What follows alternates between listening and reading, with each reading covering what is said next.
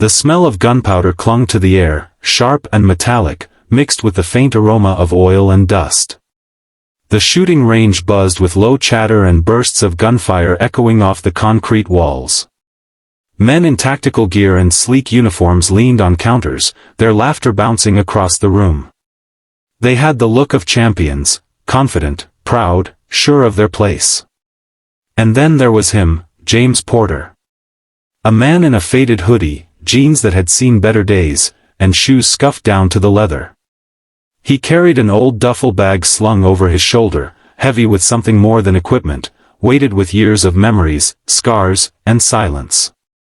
To most in that range, he was invisible.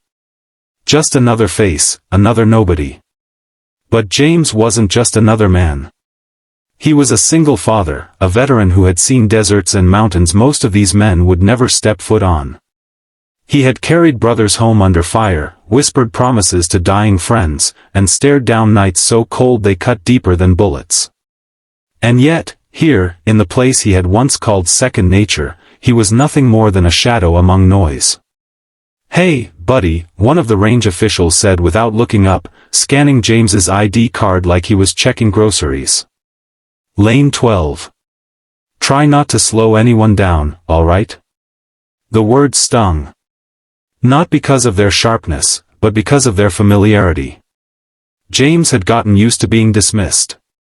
Since returning home, life had been an endless line of closed doors. Employers didn't want a veteran with a limp and a resume full of things they couldn't understand. Parents at his daughter's school eyed him like he was too rough, too broken to be part of the bake sales and PTA meetings. And now, even here, in a place where he had once thrived, he was pushed aside as if he didn't belong. He said nothing. Words wasted energy, and he had little to spare.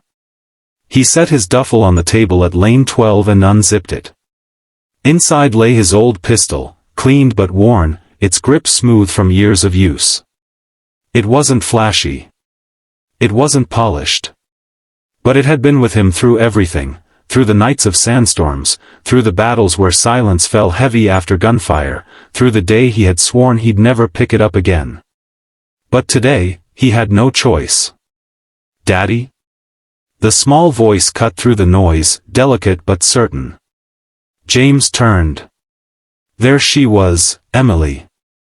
9 years old, freckles scattered across her cheeks, her brown hair tied in a ponytail with a ribbon too bright for the dimness of the range. She clutched her schoolbag close to her chest. "You promised it wouldn't take long," she whispered, her eyes wide at the echo of gunfire around her. James crouched slightly, his limp more visible in the gesture. He touched her cheek with calloused fingers and smiled softly.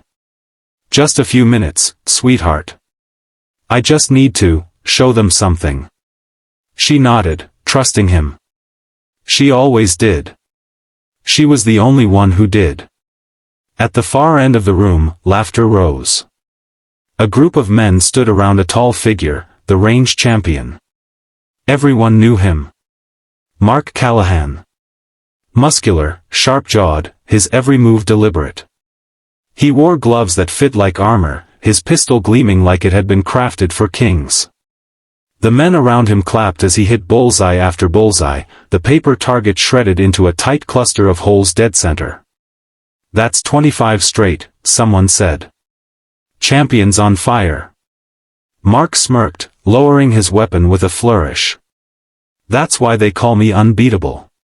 His eyes swept across the room, landing briefly on James. The smirk widened. He didn't say anything, he didn't need to. The look was enough.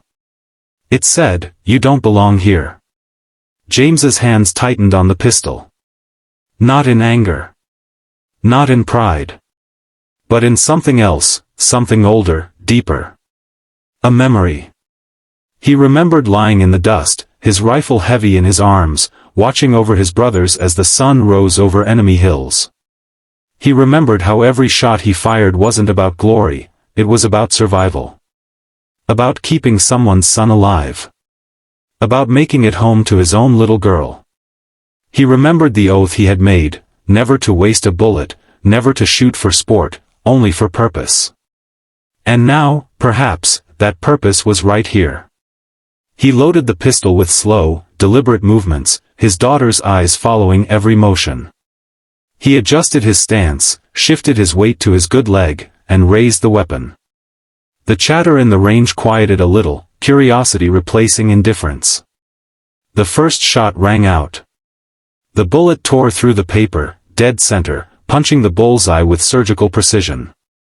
The room stilled. James didn't flinch. Didn't react. He fired again. And again.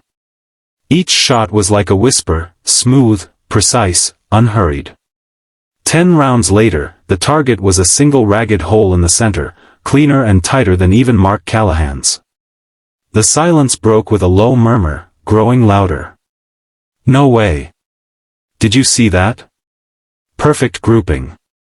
Not even the champ could." Mark's jaw tightened, his smirk fading. He strode toward James, eyes narrowed. "Lucky run," he said, voice edged with something that wasn't quite confidence. James holstered his weapon, calm as still water. "Luck," he murmured, "runs out. Skill doesn't." The words carried more weight than sound. They weren't boastful, they were truth, born from years when luck meant living another day, and skill meant saving lives. Emily tugged at his sleeve.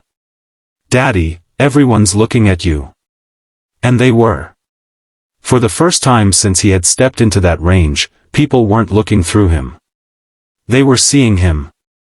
A man who had been ignored, forgotten, now stood in the center of attention, not for noise, not for swagger, but for quiet, undeniable skill.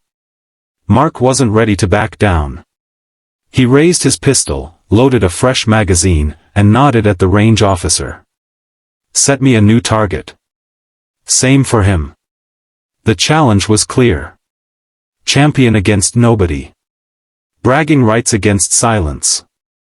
James almost refused. Competing wasn't his reason for being here. But then he felt his daughter's hand slip into his, small and trembling.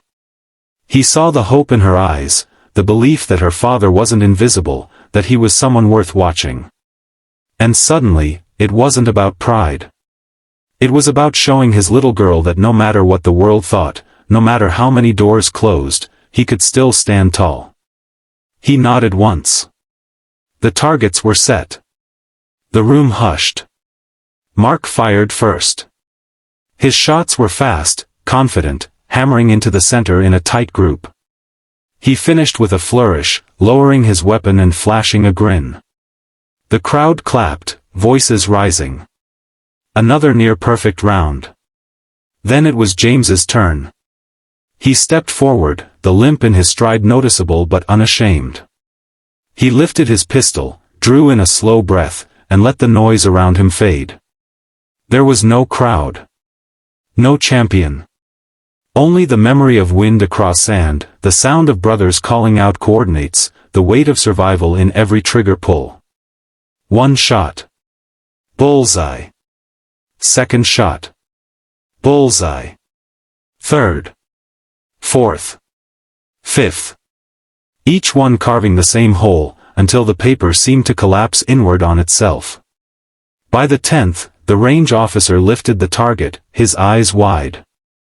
"Ladies and gentlemen, we have a new record." The room erupted. Gasps, cheers, disbelief. For years, Mark Callahan's score had stood untouchable. And now, a quiet, limping veteran with an old pistol had shattered it on his first try. Emily's hands clapped together, her eyes sparkling with pride. "That's my daddy," she shouted, her voice echoing across the range. James smiled, not wide, not boastful, but soft and genuine. The kind of smile that said everything he needed. Mark lowered his weapon, his face pale. For the first time, the champion had no words. As the crowd surrounded James, asking who he was, where he learned to shoot like that, James simply shook his head. "It's not about me," he said quietly, his arm around Emily. "It's about remembering what matters." He didn't explain. He didn't need to. The truth was